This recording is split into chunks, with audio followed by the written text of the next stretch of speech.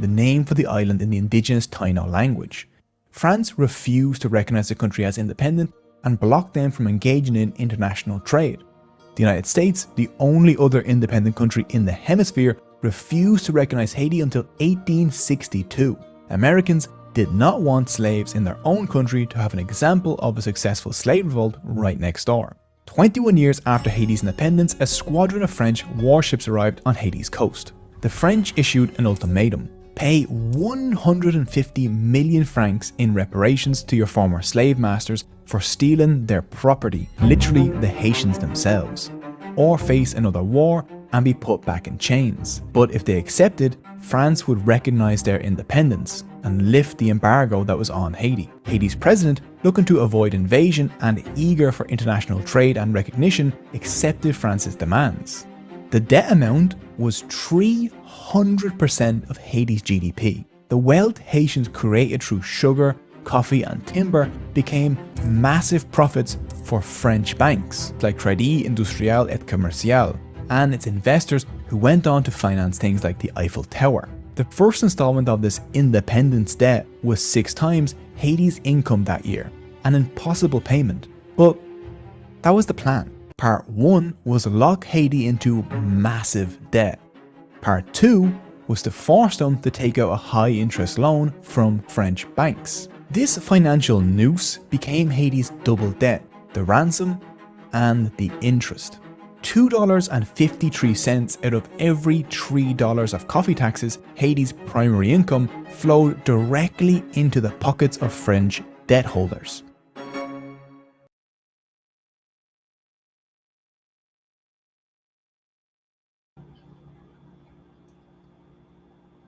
Okay, everyone. Welcome back to Sunday Rap Session with NFNC. News, Facts, and Comments. I am Achoti. This is News, Facts, and Comments, Sunday Rap Session in conjunction with MajorTv. And I'm not going to even waste any time. Y'all see the topic. We have our historian. They say historian. I say our historian, Mr. Haki Shakur. He's going to be in the building with us tonight to talk about the crisis in Haiti and the new Africa movement. So without further ado, we're going to go ahead and bring our brother in.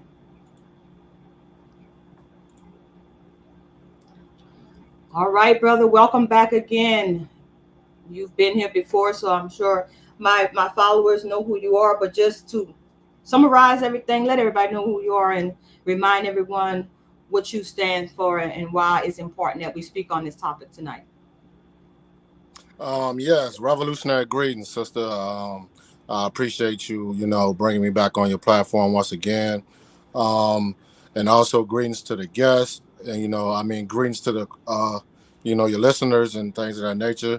A little bit about me. Well, my name is Haki Shakur. I'm a part of the new Afrika Independence Movement. I'm the national spokesperson for the August 3rd Collective of the New Afrika Independence Movement. I'm also a part of the George Jackson University, as well, the Minister of Foreign Affairs of the Provisional Government of the Republic of New Africa. I do a lot of work with political prisoners and prisoners of war, and I do a lot of work with our history pertaining to New African history and things of that nature. So that's a little bit of what I do. And the importance of, this discussion is to bring awareness to the crisis that's going on in Haiti, which a lot of our people may not be aware of. A lot of our people are aware of, but this is just to, bring more light and, shed more awareness to what's going on with our brothers and sisters of Haiti and the dire need to bring awareness to the situation that's going on with the crisis in Haiti. Right. And so you and I were just talking just a minute ago behind stage how the Biden administration has now, I guess you call fast track, $60 million as a way of going around the Republicans to fund small arms. I think they said in something else, no aid other than small arms, right? And they're arming the military and the so-called police. But yes. I was told that the situation on the ground is that the gangs are pretty much running everything. And if there's ever going to be some semblance of peace, that you're going to have to sit down and negotiate with the gangs. What's your understanding of that situation? Yeah, the thing with President Biden, I took a little peek at the headline of they supposed to lend aid to the police and the military forces of Haiti, which is not surprising if you know the history between the United States Empire and their colonization of the Republic of Haiti and things of that nature, and the bad history with how the United States of America exploits Haiti. So it's kind of not surprising when he's you know lending aid to the military and the police forces of Haiti, and not lending aid to the actual people who need the aid, which is the people of Haiti, our brothers and sisters and things of that nature.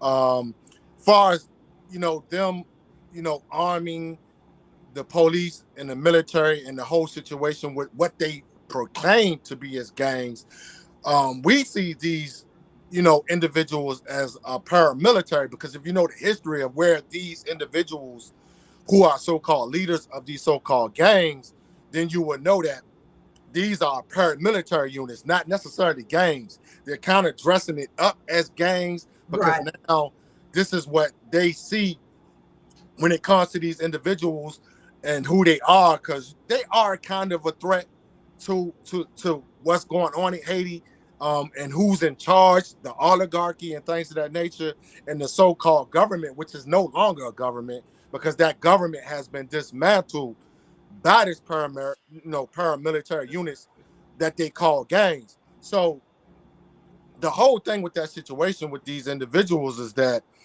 talking about if they're going to be any type of stability to that situation, that they got to come to the table with this paramilitary units that they call gangs, is it's kind of like, it's kind of tricky, you know what I'm saying, at the end of the day, because if you look at these paramilitary units that they call gangs, these are the individuals who are indeed being financed by the right-wing government of Haiti, and also the Western forces of the United States of America, the power structure of the Empire of the United States of America. So it's confusing to a lot of people, because when you look at it from the inside, this is the history of Haiti. So these paramilitary units, I don't see them as gang. I see them as individual opportunists who are actually being financed by the oligarchy of Haiti and the Western, imperialist United States of America.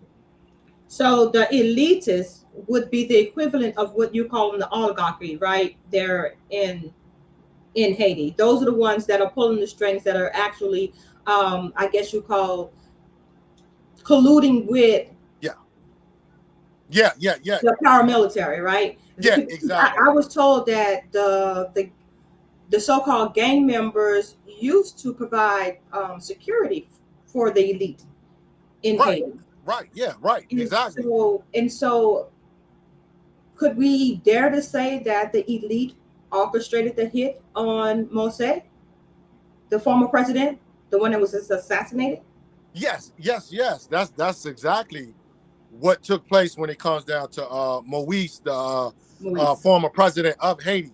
Because at the same time, you got people got to look at it like this. At the same time, the people of Haiti. See, this is what it should be about. The focus is the everyday people of Haiti, the people, the citizens that are suffering from these events and these crises.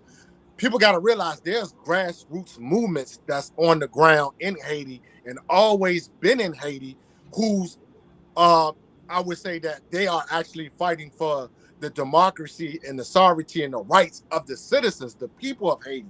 See, with all this stuff going on, the confusion and things of that nature, the grassroots movements and the actual people, they get lost in the media, where the media really don't want to focus on them anyway, because that's a part of the agenda, is to keep the people, hidden from the situation, and the grassroots movements who are actually fighting and combating against the paramilitary and the oligarchs and the elitists and this right wingist government that they just dismantled.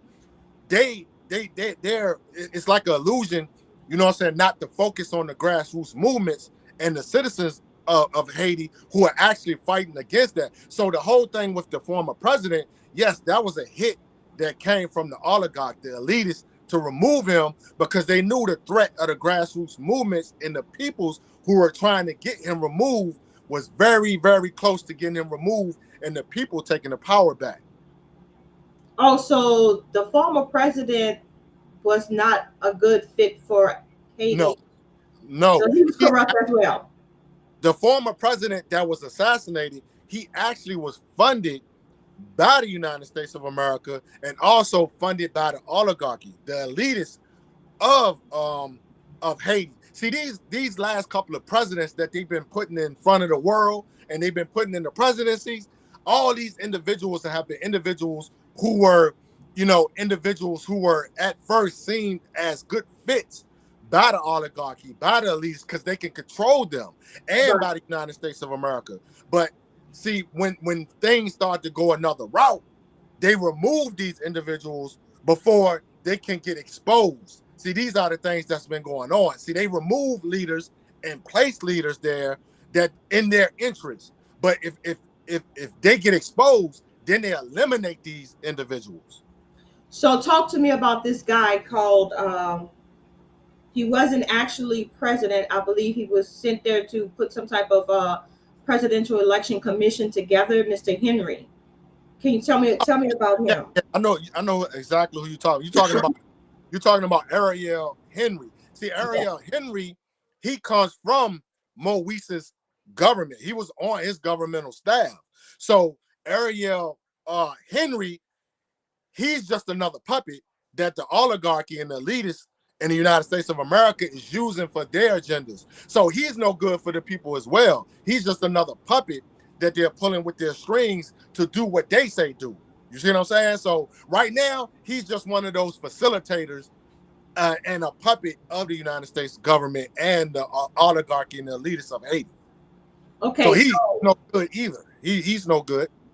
So now the question would be, does America have an interest in Haiti? And if they do, what is that interest? The United States of America has always had an interest in Haiti. They have had an interest in Haiti since the coup d'etat in the invasion of Haiti in 1915. So people got to go back. If you really want to get a great perspective of the crisis in Haiti right now, you're going to have to go back down the chronology of the history of Haiti and the destabilization of Haiti, the history of the United States of America, France, Britain, the Spanish, and all these European powers. Yeah. You got to go back and retrace your steps and look at how these interventions and these coup d'etats and these invasions are the basis of what you see today that's going on in Haiti. Yeah. So as far as the U.S. interest, you have to go back to 1915, which was an invasion of Haiti that lasted all the way up until 1935. And their interest is simple. It's the resources. Haiti is rich in resources.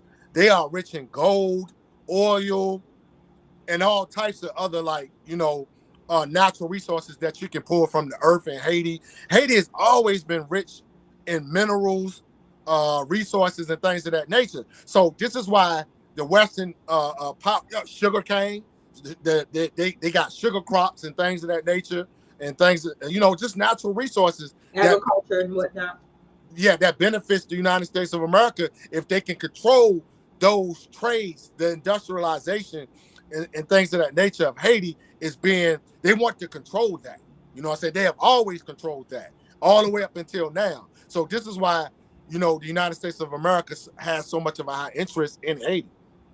So what about the rumors that the whole agriculture industry in Haiti is desolate? Like, there's no such thing as agriculture in Haiti because of the tariffs or the embargoes placed on Haiti, going back way back to what you were saying back then, in 1915, 1935.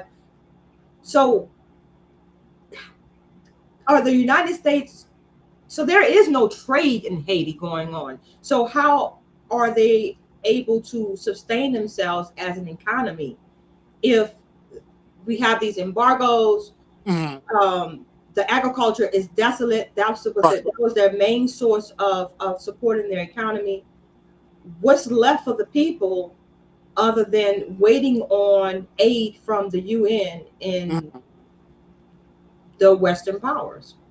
Well, you basically summed it up. There is no economy for the everyday working class of Haiti. You see what I'm saying? That's the issue. That's the problem. Like these people right now, if we're talking about right now, 2024, they have no way of making income. They don't have an economy because the government was dismantled.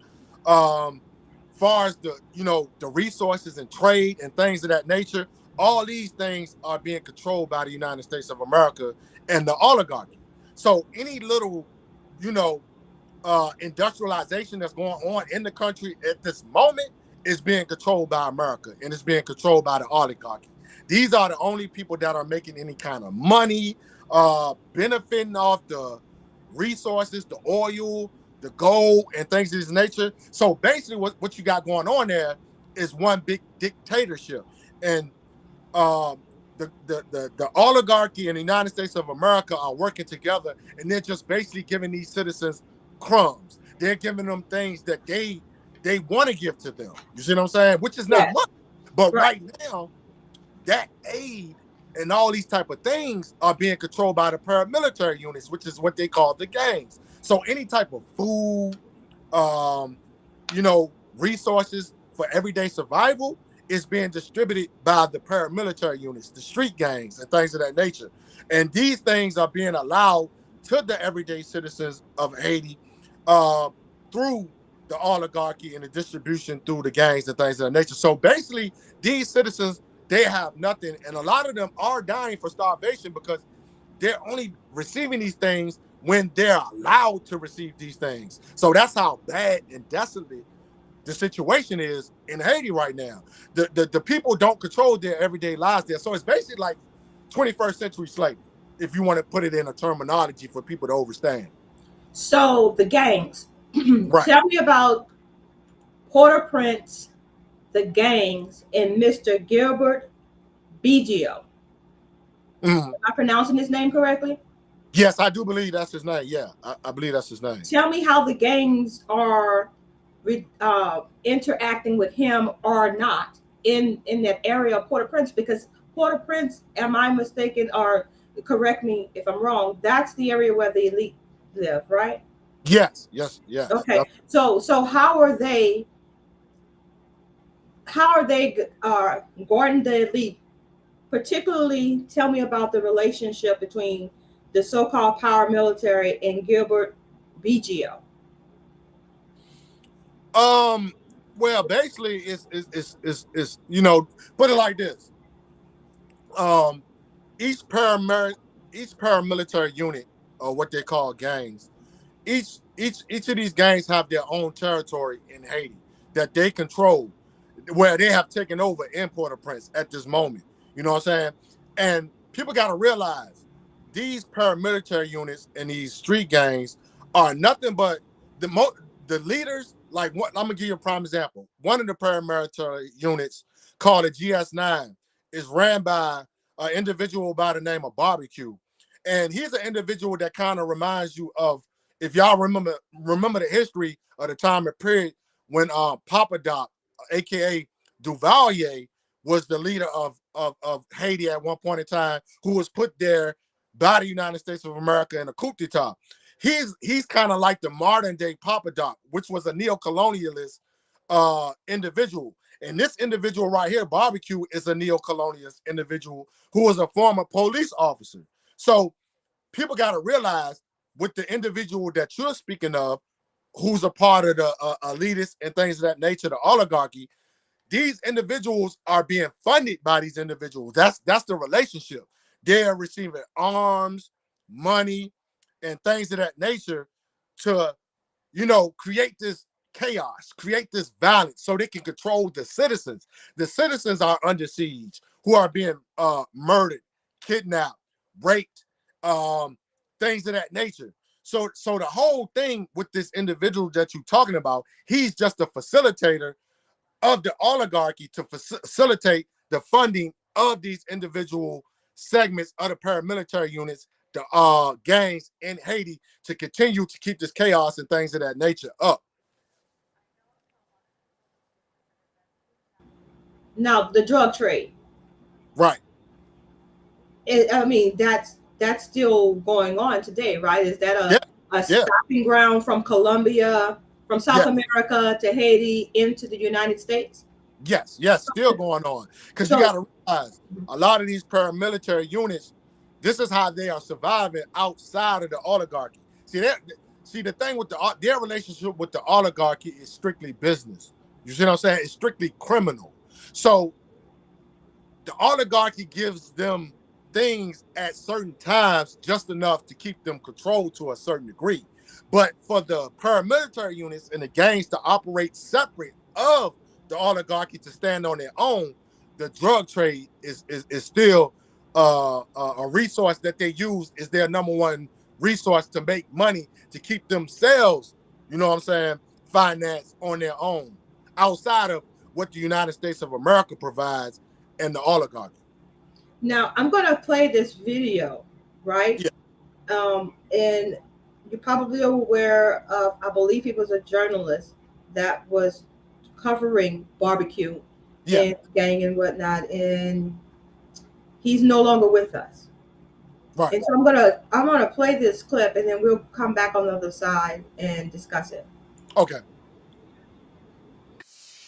Money, I can help you do that. Okay. We can do good exchange. I'll get you the best exchange rate. Sounds good. Well, we meet down a little back alley. Yeah. What we have to endure, you know, at these moments. Right.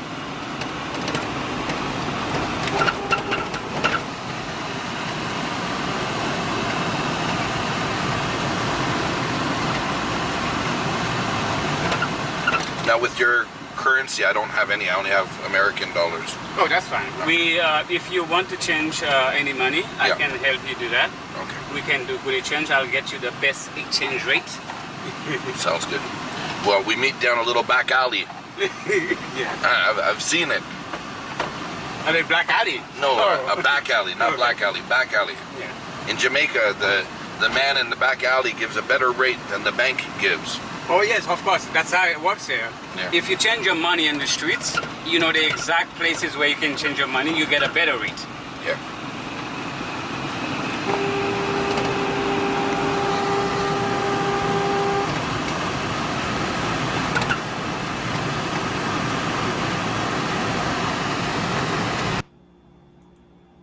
So do you recognize that gentleman?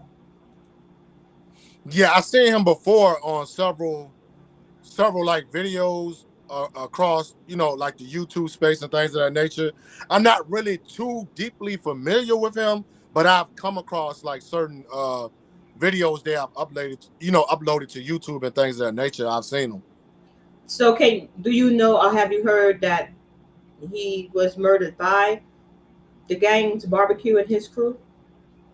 No, I haven't heard anything like that, but I wouldn't be surprised, because that's what barbecue and his gang, you know, his paramilitary unit, these are the things that they are doing to individuals like him and everyday working class citizens of Haiti. Like, that's the thing. Like, the citizens are under siege. They're being terrorized by these paramilitary units, and it's all being funded by the oligarchy in the United States empire. So when you say terrorized, how so? Are they robbing them, taking their money? I know you say that there's some raping of women and things of that nature, sexual assault. Other than that, how else are they being terrorized?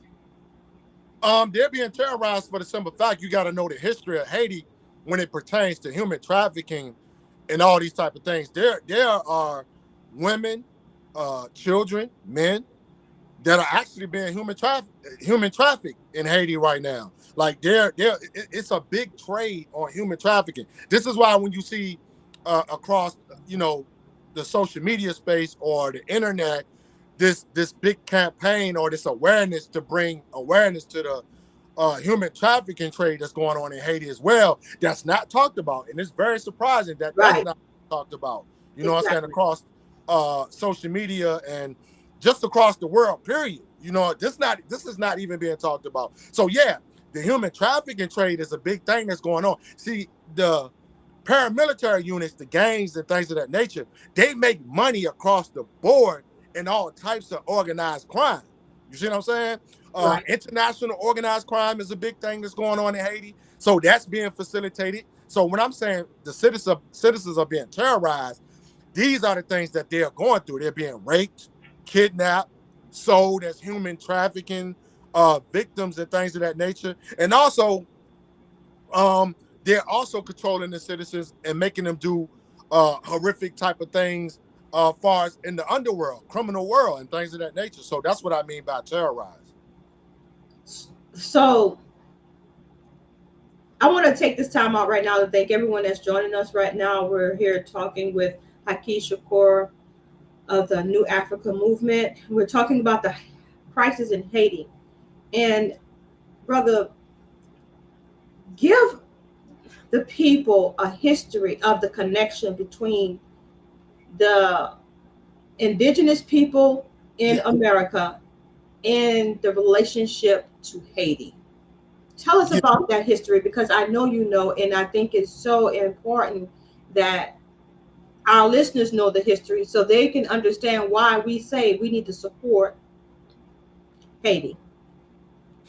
That's a great question. I'm glad you brought that question up because, again, in order to understand the crisis of Haiti, you have to go back and do the history of Haiti's history and the origins of Haiti and how Haiti got to this point.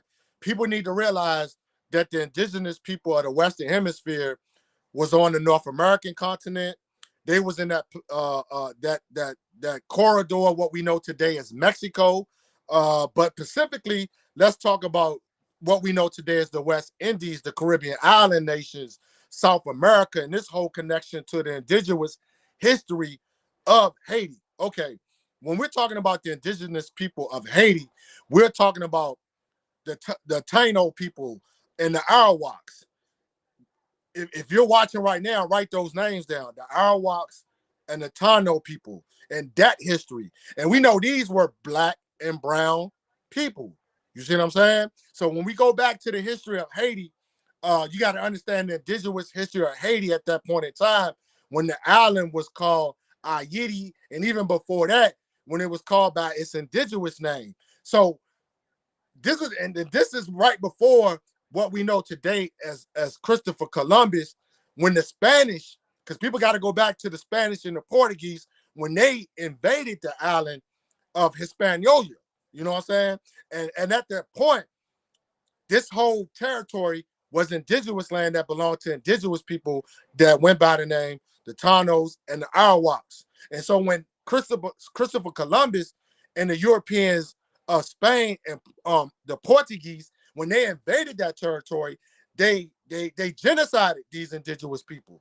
I'm talking about for decades, years, and things of that nature. Gave them diseases, murdered them, enslaved them, and just genocided these individuals off the island. So when you go to the island today, you won't really see too many indigenous, you know what I'm saying, Taino people and Arawaks that still live there. Because after that point, when they genocided these individuals, this is when they started to import Africans to the island. So this is why the African population has now kind of like is the majority of the island outside of the indigenous peoples that was on that island, because this is where the Maroons come from, the indigenous Maroon community and things of that nature. All these individuals come from the mixture of the Arawaks, the Tainos, and Africans. So now this is why it's important, because the North American indigenous people, we have ties to these people through what we know today as the transatlantic slave trade and that whole system of genocide on indigenous people of the island of Hispaniola that we know today as Haiti.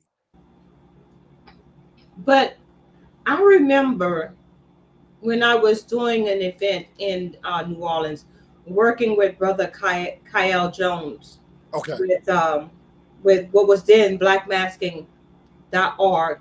He did a documentary, and what he discovered was what's his name? Toussaint. Help me out, Tucson or Desalon. Tucson. Right. He was coming back and forth from Haiti to the Americas well before Christopher Columbus, and they were trading goods. And the story goes that he came to New Orleans and married an indigenous woman in New Orleans, and they moved from there up to what was called then it's Chicago. Right. So they were in control. The Haitians were working in conjunction with the indigenous, doing trading all up and down the Mississippi River, long before Christopher Columbus. So Haiti was once the most prosperous independent country in the world at one time, and people and the wealthiest. It was the wealthiest. Exactly. And so I mentioned that because just like, how did you say his name? Toussaint. He came over here and married an indigenous woman. I don't think he was the only one. Right. And so that's why I'm saying that, just like you said, we have connections with the people in Haiti because of how the transatlantic slave trade came through Haiti and then on to the Americas. Well, they were already mixing in that relation before the slave trade. And so that's why it's important that we have to know that when we're talking about such things as reparations and who deserves reparations, yes, we know that our brothers and sisters over there in Haiti are on a different island controlled by a different colonizer, which was France. Right. But those brothers and sisters in Florida, Alabama, Mississippi, Louisiana, in Georgia were also controlled by the same colonizer, France. Right. It was called Louisiana. Right. And those were our brothers and sisters. Yes. So we should care. Yeah, and to add on to that, you got to realize this as well from a historical perspective. You got to realize a lot of us that exist in North America today, a lot of us have Haitian ancestry due to what you just stated, before Columbus and after Columbus. See, it's like people got to do that history as well. They got to go back before Columbus and they got to look at the after Columbus history as well, because throughout all this, no matter what, we're connected to these brothers and sisters, and we're also related to these brothers and sisters by blood. Exactly. And even after the Columbus thing, when the transatlantic slave trade was in full effect, people got to realize, even during that period of time, they were trading ancestors back and forth. They were sending Haitian brothers and sisters to North America through the transatlantic slave trade, to the deeper South states, all the way to the upper South states, to where I'm at in Virginia. And they had to cut that off at one point because, again, if we go back to the Haitian Revolution and the Haitian Slave Rebellion history and things of that nature, the Haitians influenced all of the North American slave rebellions. Like, I'm gonna give you one specific slave rebellion, the Gabriel Prosser slave rebellion here in Richmond, Virginia. This was influenced by the Haitians. He was influenced by the Haitians. And then specifically to get to your point with Louisiana, if anybody knows about the Charles Desalon slave rebellion that happened on the Louisiana territory, this was led by Charles Desalon, who was half Haitian and half African. So a lot of these, even Nat Turner, the Nat Turner slave rebellion, that was influenced by, the Haitian slave revolution and the slave rebellion. So throughout our history here in North America, us people as New Africans, Blacks, African Americans, or whatever you call yourself, we have always been connected to our brothers and sisters in Haiti. So this is why it's important for us to be the ones, to be the voices of those brothers and sisters who are being terrorized right now, who are stripped of their sovereignty, stripped of their rights as a free nation, as a republic. Those the brothers and sisters we got to be advocating and fighting for and speaking out for at this moment in time of this crisis in Haiti. So what's the brother's name that led the revolt that led to the independence of Haitians? That was Desalon. Okay, so he was the one that was quoted that said once he defeated the French in Haiti, Right. he said now on to New Orleans to free Yes. Yes. to free Yes. the That people was there. Desalon. Yeah, that was Yeah. Desalon. And actually, I'm glad you made that point and brought that point up. He wasn't just talking either. This is something he was actually doing. He was sending Haitians to North America to help our brothers and sisters who were enslaved on the plantations. He was trying to help them get free to obtain their freedom. See, all these things ties into what we know today. This is the inspiration for the new African Independence Movement. All this type of history. We realized at that point in time that we also on the North American territory were fighting for the same thing that the Haitians had already obtained: nationhood, a nation state, a country to themselves. You see what I'm saying? So all these things that the Haitians was doing at that point in time, during the slave history, the antebellum slavery and all these type of things, they were trying to help us establish our sovereignty, establish our nation, our freedom. So we owe these brothers and sisters at the end of the day. That was well said, my brother. And I think that, and this is just my opinion, and you can correct me if I'm wrong, the United States do not want Haiti to succeed. No. Because if they succeed, then they're going to be looked at as the shining light as to what Negroes can do, Black people can do, new Africans can do once they exercise their right to self-determination and just leave out all of those Western ideas and their economy and just do away with all of that. Yes. And just be a people that's self-determined, and they won't have to experience any human rights crisis such as what's going on right now.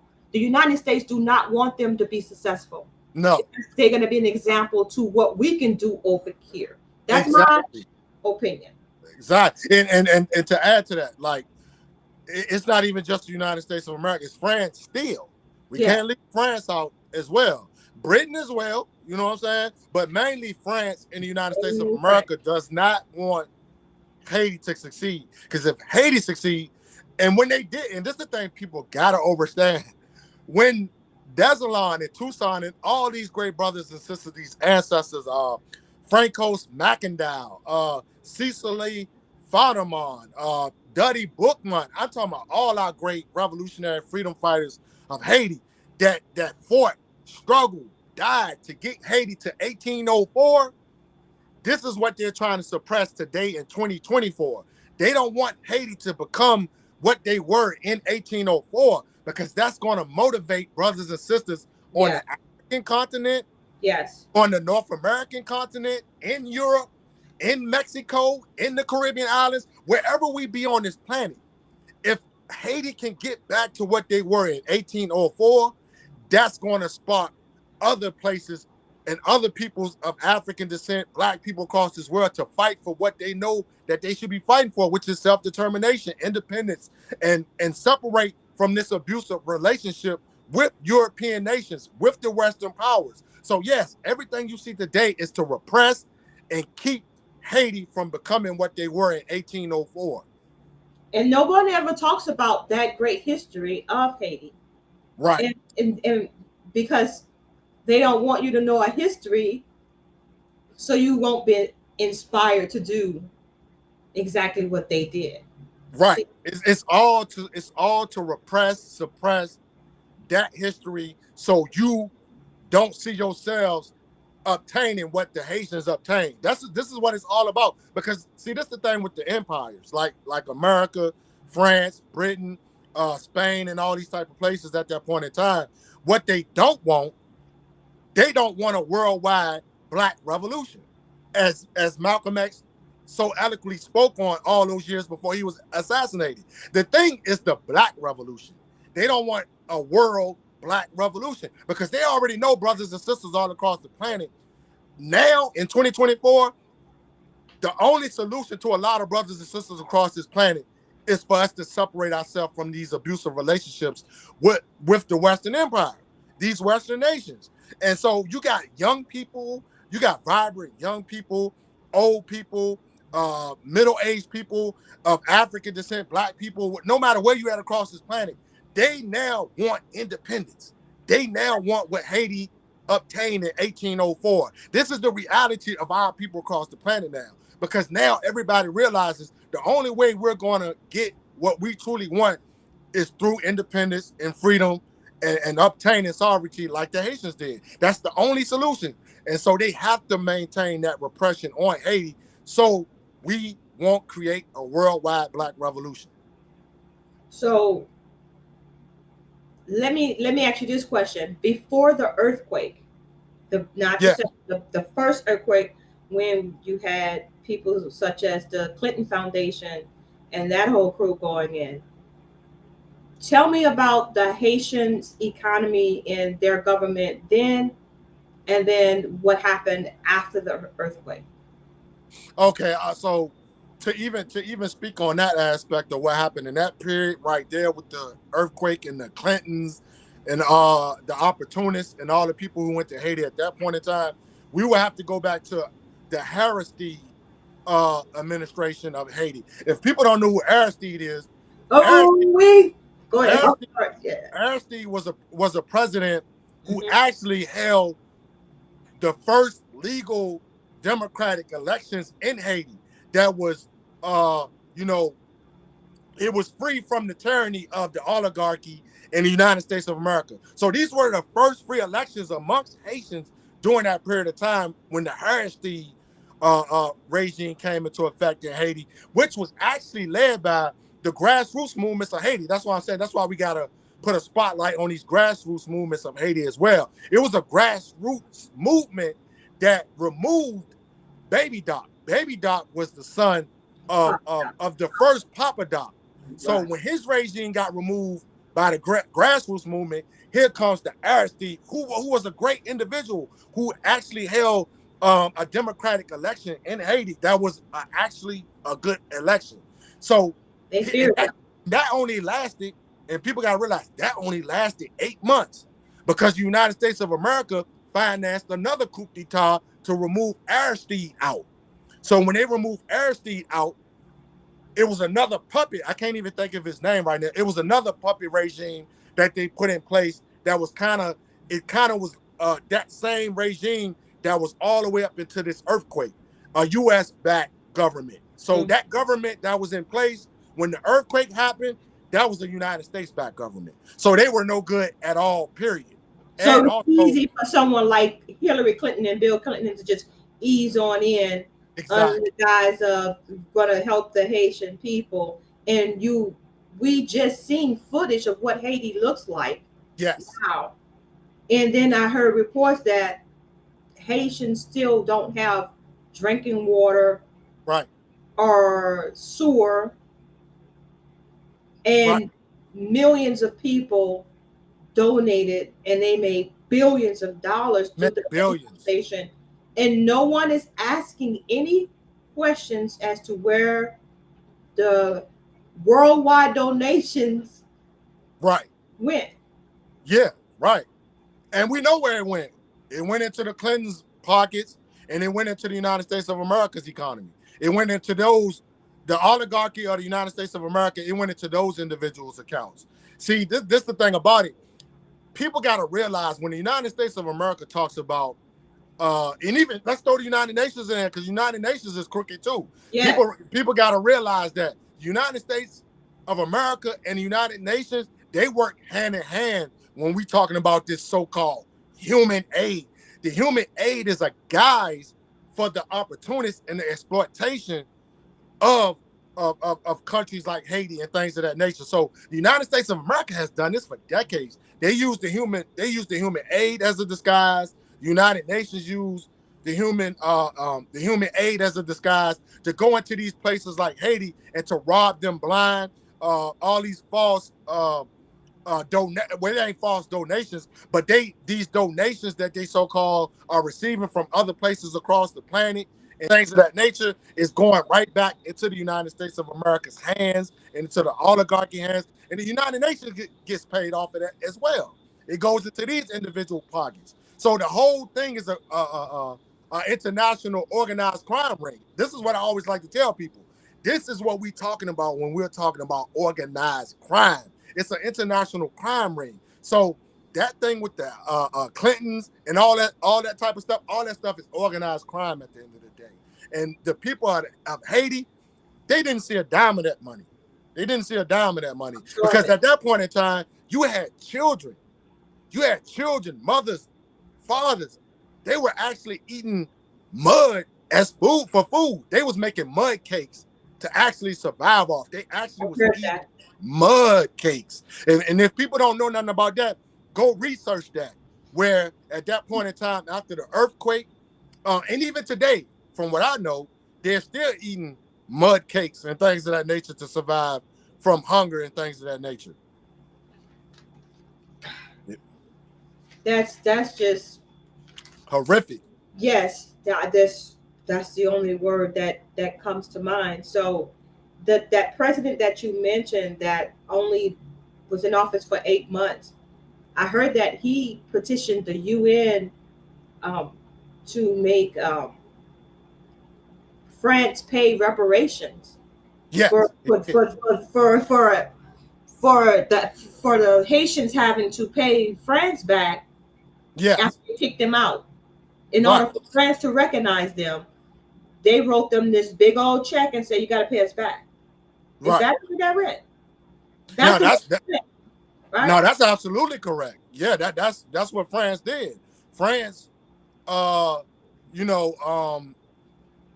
France.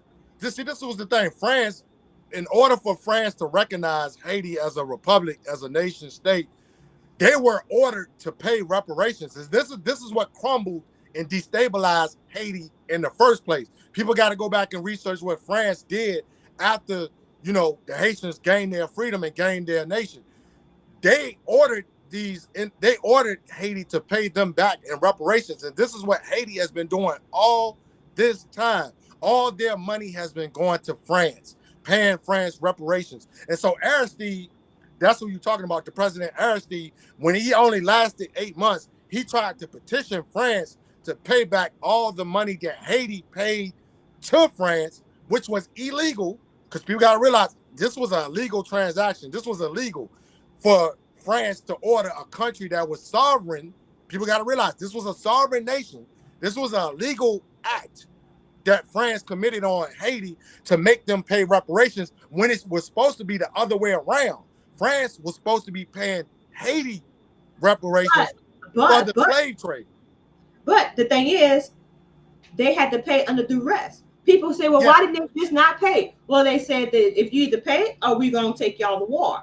Yes. Now, how Haiti is going to defeat America and France. They are already defeated France. But America was like, okay, we ain't even going to recognize y'all. Y'all won't pay with France. And they were just waiting in the background for France to say, yeah, do it. Because they had already sold, I think they had already sold Louisiana Purchase, they had already did the Louisiana Purchase. So France was hurting for money. That's why they came after them like that. And America was like, we got you back. So Haiti said, well, okay, well, we're going to work these sugarcane. We're going to work these rice fields. We're going to let y'all come over here and take our gold. Mm-hmm. Just so we can have our independence. Talk about a sacrifice. Right. Talk about a sacrifice. And we can't get brothers and sisters around here just to donate to no good cause for no reason. Right. Right. Understand that dynamic. So it is very important that we keep our eye on Haiti, because what they do over there, it's like a test run for what they can do over here. Exactly. So, because at the end of the day, the fact that the everyday citizens of Haiti right now, we're talking about right now, 2024, the fact that the citizens of Haiti, these brothers and sisters, these kids, these fathers, these everyday working class citizens of Haiti, their sovereignty has been stripped at the moment. They don't have no government. They don't have no democratic rights at this very moment. They don't control their freedom right now. So right now, technically, they are not free because they don't control nothing. They don't have a government. They don't have, they don't have an economy to sustain their survival, their self-preservation, and things of that nature. So this is why Black people in America, New African people in America, this is why you got to speak up, and you gotta find out what's going on there, because what they're doing to them can be easily done to you right now. And it actually, the way that it's looking right now is looking like it's heading toward that, because Black people in America are not even taking these things seriously right now. You see what I'm saying? So it's like we just allowing them to strip our brothers and sisters of their sovereignty, of their democratic rights to their freedom at this point in time. Right. You see what I'm saying? So if their sovereignty and their rights is threatened as humans, their human rights is being violated, your human rights is about to be violated, even though our human rights is already being violated. But I'm just saying, it can get worse. Yes, that's what I'm saying. It can get worse. It can get worse. Yeah. And it looks like we're knocking right on that door of a civil war, brother. So my suggestion is you will want to tribe up with as many people that look like you as possible, because they're, after all, it is power in numbers. Yes. And so if they come, I'm like this. If they come for me, I hope y'all coming. Yeah, exactly. Because I know I'll be coming to help you. Right. Because that's our relationship. That's our relationship with us and Haiti. That's always been our historical relationship. We have always been there for each other, going all the way back to the transatlantic slave trade history and the resistance against that capitalist system of the domestic slave trade and the transatlantic slave trade. These brothers and sisters have been there for us, and we've been there for them. We have always bonded in unity when our freedoms and our sovereignty has been threatened. So we need to get in the game. We need to get back in the game. You know? And that's the history that they don't want us to know. Right. That they're taking out of the libraries, and that they're categorizing as critical race theory. Yeah. It's critical race theory about that. Right? Yeah. Now, it shouldn't. We ain't gotta think about that kind of oppression. Right. You know what I mean? So let's talk about the upcoming elections. Okay. Because our dear brother, Mr. Donald Trump, has already said that, Africa is shithole countries, right? Mm-hmm. Africa has shithole countries, right? Right. So we already know what he's going to think about Haiti. Right. Right. Right. So do you think that he's going to allocate funds to try to help the situation, the humanitarian crisis that's gone over there in Haiti? Because $75 million is not enough. No, nowhere near enough. And see, the thing with that, this again of what we was just talking about a few minutes ago with the Clintons.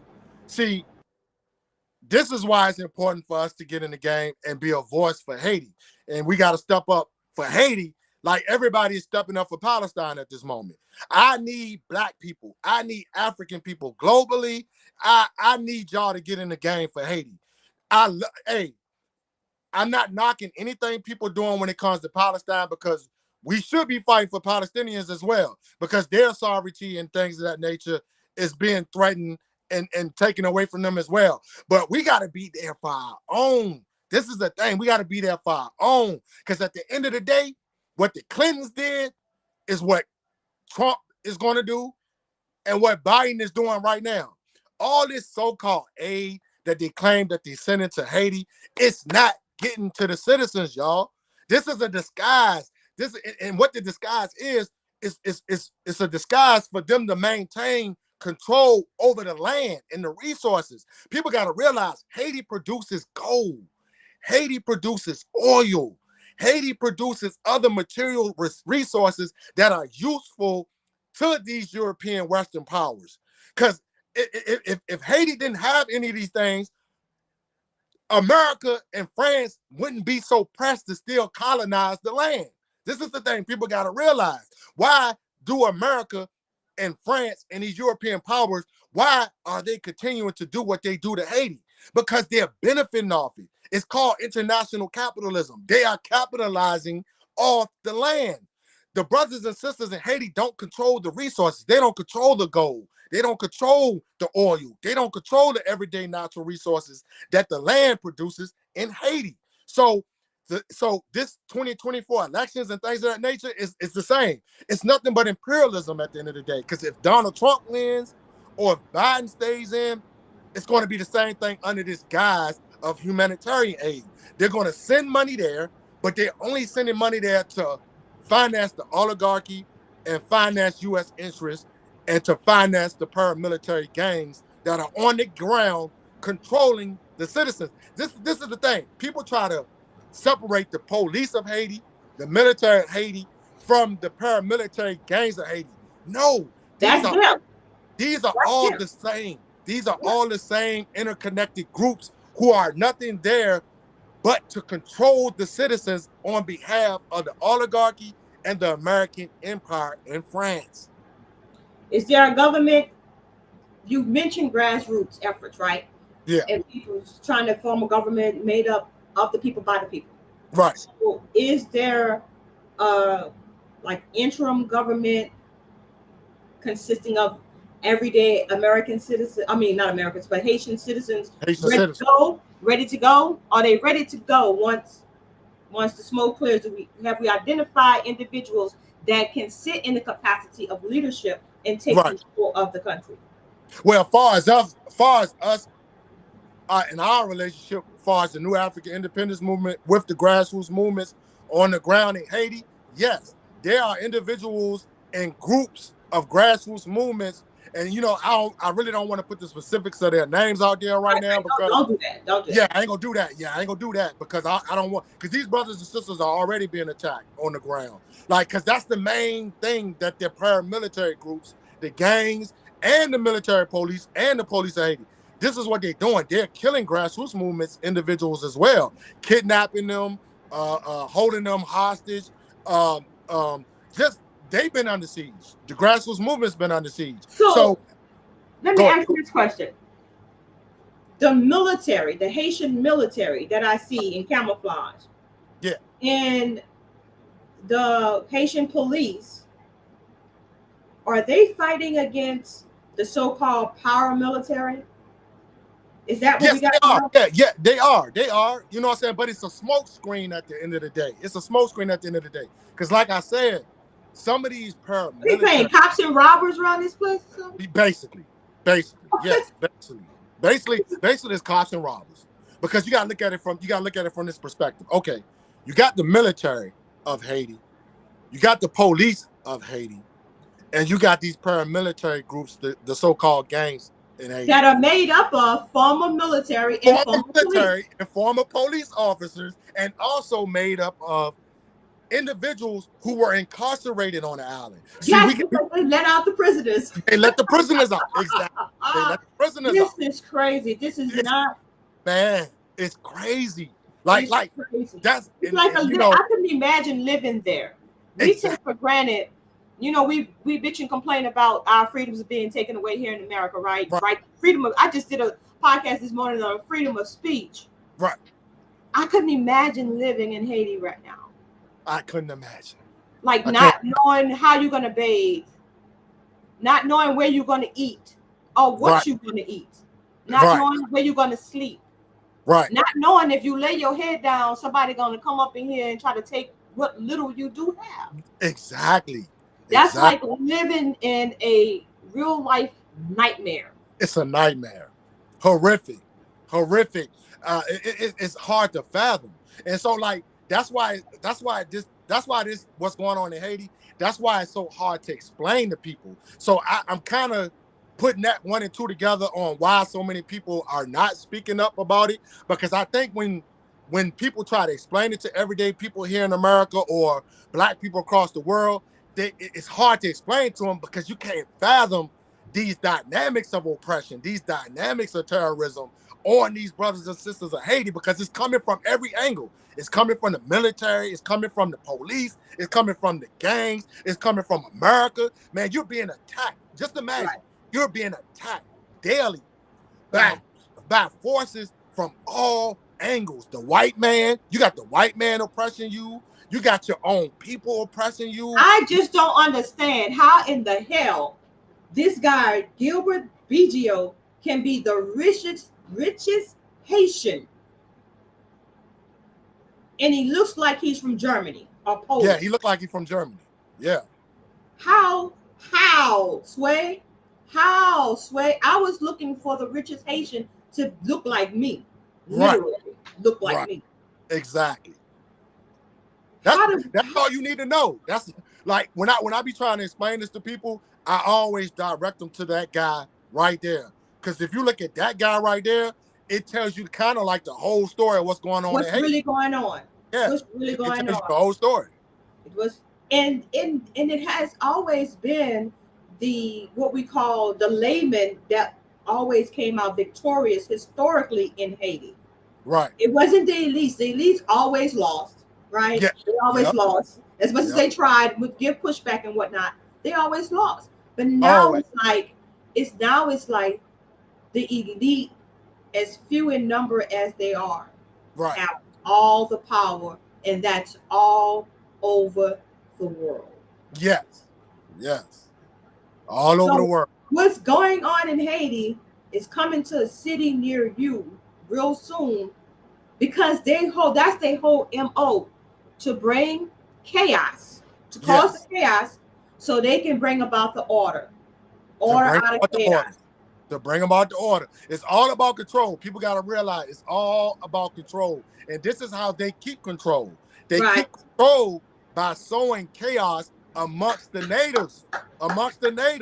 Because once they got the natives in chaos, now they got you controlled. And just like you said, this is about to come to every ghetto in America, every Black New African community in America. This is how they keep you controlled, sowing chaos amongst the natives of the land. So, like, Haiti is the primary place you need to study and watch and see what is about to happen in the future if we don't come to the aid of these brothers and sisters. And this is why it's so disheartening, because if we did have our own nation, you see what I'm saying? If we had our own power, if we had our own military, we could come help these brothers and sisters. But we're in such a turmoil right now in North America with our own selves. It's like it's kind of hard for us to come help them because we don't have our own military to a certain degree. We don't have our own freedoms. Right. You see what I'm saying? So it's like, but this voice goes a long way. Unity goes a long way to prevent genocide. This is all we need to know. You see what I'm saying? We have to be there for these brothers and sisters, because if not, these brothers and sisters are going to continue to get genocided, exterminated, murdered, kidnapped, raping, all these horrific things that's going on in Haiti right now. We need our people's voices to step up now to stop this. Imagine you're 6 years old over there and waking up and looking at that every single day. No hope, no aspiration, no nothing, just chaos. Just chaos. And another thing that's sad, kind of sad as well, that we have so many Haitian brothers and sisters here who have benefited off of the Haitian struggle and things of that nature, for them to be here in America, and they're very wealthy. You got these rappers, you got these entertainers, these actors, and you don't see none of these Haitian brothers and sisters that's here, that's celebrity-wise, none of them are talking about this crisis. None of them are trying to aid this crisis. And I find that to be very ancestral treason, that you are a Haitian brother and sister here in America that's a celebrity that's not speaking up against this crisis right now. I find it very ancestral treasonous. Well, I'm gonna do this. I'm gonna do all of us a solid right here. Here's a Haitian brother right here. Yeah. Mr. Otho Wallace. He's Haitian. His people from Haiti. And we can't even get $150,000 for his legal defense. He beat a capital murder charge. They were going to send him to the death penalty. Yeah. He beat it by donating to his cause. He got good lawyers. They got him off. We got manslaughter, but we're appealing it because the judge went left. But he should have been going right for the righteous, right? He went left and gave this man maximum 30 years. When he get out of jail, all 3 of these babies will be grown. Right. So we're appealing. And all we're asking is people to donate to get to $150,000 right now. Right? But this is a fund that we could use to help help us when we get involved facing these tyranny, these tyrannical cops. Right. It could be your loved one that needs to take advantage of this fund one day. So you gotta, Exactly. that's how you come together. We can't even get Yeah. people to do that. So to say we're gonna help Haiti, my brother, I don't know. Yeah. I don't know. I agree. So you tell the people right now. You said that you're working with some grassroots, working with the grassroots movement on the ground in Haiti. Tell the people how the New Africa movement is helping in Haiti and how they too can get involved as citizens of the New Africa. Well, I would tell brothers and sisters to, wherever you are, try to find like because outside of the New African Independence Movement, there's other organizations who are strictly strictly having relationships with what's going on in Haiti right now. I'm gonna have to find a list of them because it's a list of organizations. They're solid organizations. These organizations are not trying to trick you. They're not trying to take your money. These are actual Black organizations, and you got a couple of like multi kind of like organizations as well. That's kind of like mixed with individuals, Black, brown people, and things of that nature that has relationships with Haiti grassroots movements on the ground as well. I would tell people to try to find these organizations and try to work with them. Try to figure out what they're doing on the ground and what they can do to help by contributing and donating to these certain organizations. But I'm gonna have to find a list of them because it's a long list of organizations. But as far as the New African Independence Movement, we got organizations like the Malcolm X grassroots movements. If you know who the Malcolm X grassroots movement is, get in contact with them and get in contact with their programs that they have with the brothers and sisters on the ground in Haiti and things of that nature. So that specifically for the New African Independence Movement, I would tell you to get in contact with the Malcolm X grassroots movements. They have accounts all online. They have a website and things of that nature.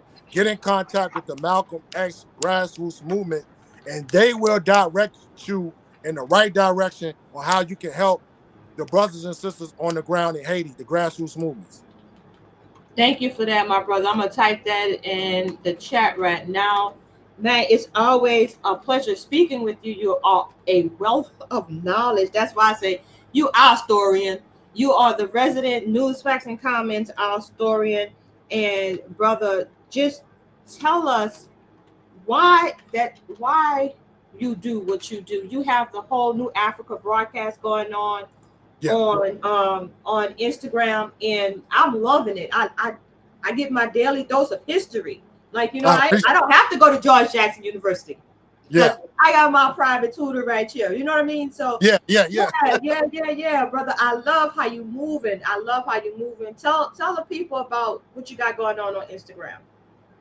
Yeah, right now, I'm in my transitional stage of what I'm trying to do with the New Africa History Channel and things of that nature. So right now, I'm just putting everything in place to take the platform to a bigger level. So right now, I chose this year right here of 2024 to try to put everything together and put it in place. And I'm just using my accounts on YouTube, my accounts on Instagram, and also my Facebook page, my community page, to try to do a little test run with the New Africa History Channel before I transition it all into one big platform. So that's what I got going on for this whole 2024 and the rest of 2024 is to see how I can utilize the New Africa History Channel. And so, yeah, y'all can follow me on Instagram at Haki_Kweli_Shakur. You can also go to my YouTube channel, Haki Kweli Shakur, and my Facebook page, Haki Kweli Shakur. And this is basically my New African History Channel platform for right now. But I'm going to take it to the next level by 2025 and try to make it into one big platform. That's what's up. That's what's up, my brother. Like, you because I'm trying to I don't mean to cut you off. I'm trying to get the platform to a level where I can start doing interviews, bringing guests on, various individuals from the New African Independence Movement, so you can see more of these brothers and sisters who are actually doing the work for the New African Independence Movement, because there's more individuals than me that are actually doing real work. So I want to try to bring spotlights to these individuals as well, my comrades, my brothers and sisters, other provisional government, other Republic of New African, the citizens, and all these type of individual groups who are actually doing work, the organizations under the New African Independence Movement and things of that nature. So this is why I want to try to take this platform by 2025, so I could bring individuals like you as well, bring individuals on the platform so you can showcase what you got going on as well.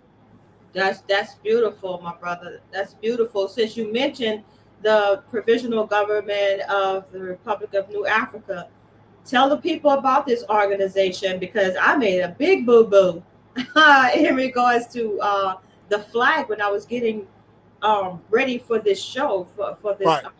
podcast, and I was like, oh, how did I miss that? Yeah. I was outdone with myself, actually. I mean, that's all good. That's okay. That's okay, because it's a lot of brothers and sisters who are actually coming into the New African Independence Movement, who are actually becoming conscious New African citizens of the Republic of New Africa. They're also learning what you're learning at this point of view, as far as the flags, the difference in the flags, and things of that nature. The whole thing with the American flag thing, I can clarify that real quick. The whole thing with the American flag thing is that we don't want our colors on the American flag, because the American flag is its own entity. That's the United States of America. We are our own entity, our own government, our own country. So we want people to get familiar with our flag, which is separate of the American flag. You know what I'm saying? So we don't want no confusion, no chaos. Yes. We don't want people to get confused with us being Americans, because we're not Americans. We consider ourselves New Africans, and we are citizens of the provisional government of the Republic of New Africa. And this is something else I want to clarify. The provisional government of the Republic of New Africa is not an organization. The Republic of New Africa is the country. So people can understand, the Republic of New Africa is our nation. It's the country, but it's not free yet. Our territory has not been liberated yet. So we created the provisional government to be ready to be the government of the country.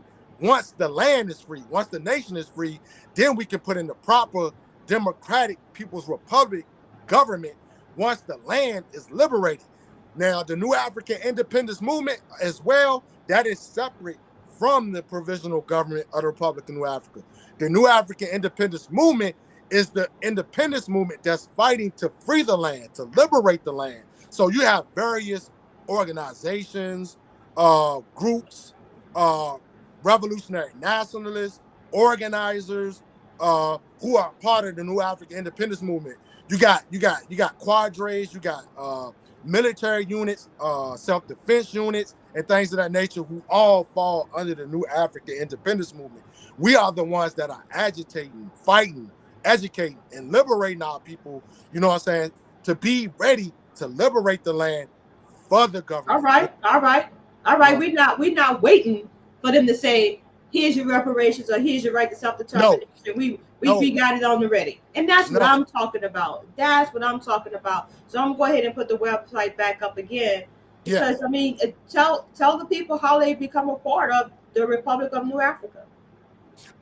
You can go to PG-RNA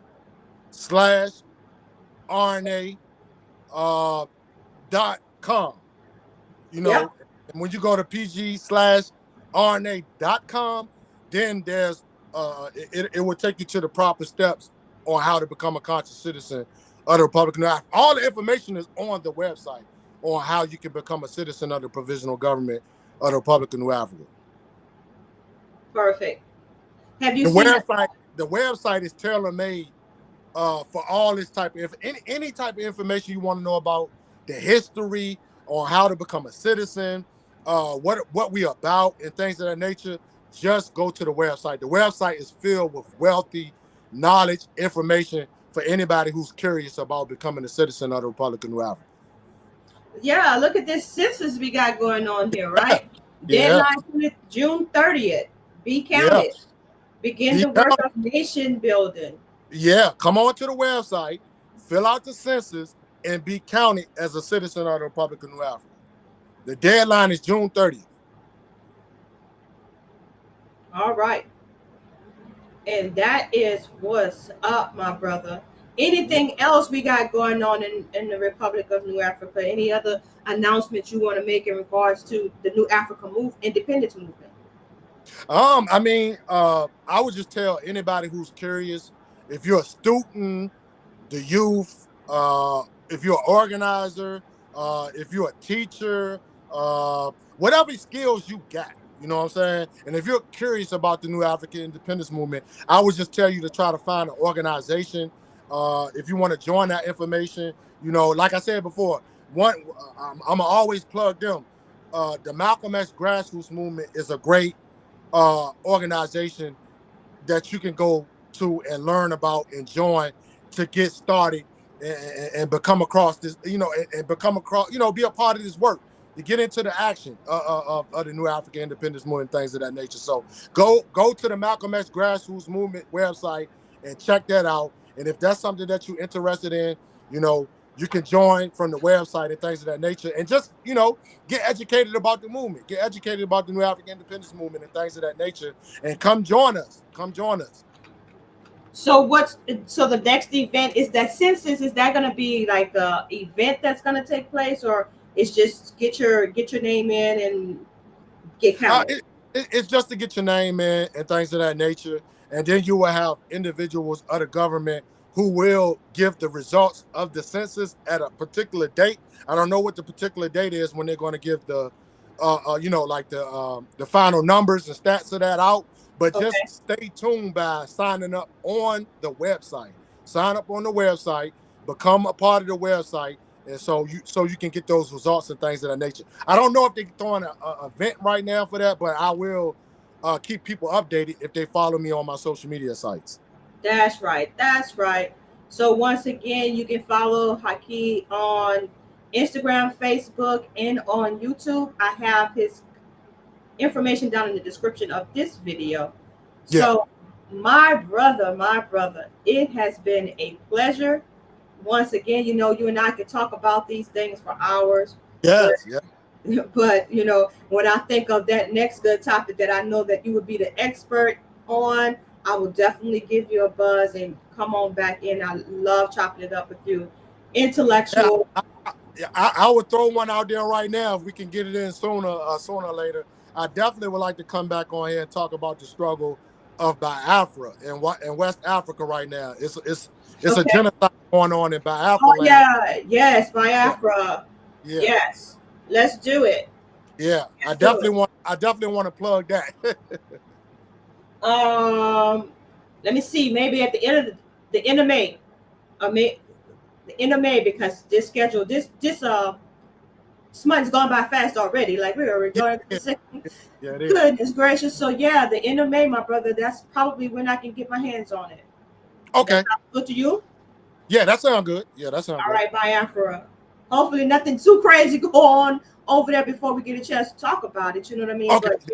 But we definitely put that on for another Sunday rap session. Definitely talk about what's going on over there. So my brother, and anything else come up in between that pull my leg on, let me know. You know, we're going to keep each other updated on what's going on in Haiti. Definitely going to reach out to the Malcolm X Grassroots Movement. I like to get my hands in a little bit of everything, spread myself around. Right. You know, because you know every little bit counts. So you know, touch every little bit of nation and not limit yourself and have tunnel vision, because everybody needs help. So give a little bit here, a little there, little bit everywhere, and we'd be all right. So my brother, I appreciate you once again for coming on to News, Facts, and Comments Sunday Rap Session. You have a tremendous, great, blessed week, my brother. You too, my sister. Thank you again. Thank you. Shalom, my brother. So there you have it. Thanks, y'all. Thank y'all for coming in and tuning in and listening in. And I hope y'all got some education on Haiti and why it's so important that we support Haiti. Malcolm X Grassroots Movement. Get in touch with them if you want to be a part of a grassroots movement that can change Haiti and help them maintain the independence that they've worked so hard for, their ancestors, our ancestors, as we all are related in some way, shape, or fashion. So this is Achoti Tamor, and I thank you once again for tuning in now and later. Join us again back here next week. News, facts, and comments Sunday rap session with another edition. We have a special guest coming in, and she's going to tell her story. You don't want to miss this one. Intriguing, touching, personal, and she's probably going to help someone with her story.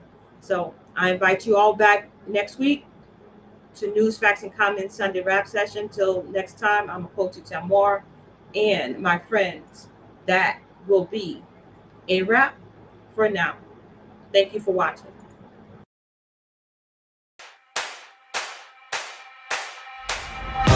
One for the money, you know what it is. Two for the show, yeah, we shut it down. Three, just to make sure you ready. Four, let them know that we run this town. One for the money, you know what it is. Two for the show, yeah, we shut it down. Three, just to make sure you ready. Four, let them know that we run. Ladies and gentlemen, welcome. You are now tuned in to the greatest. The greatest of all time. The greatest of all time.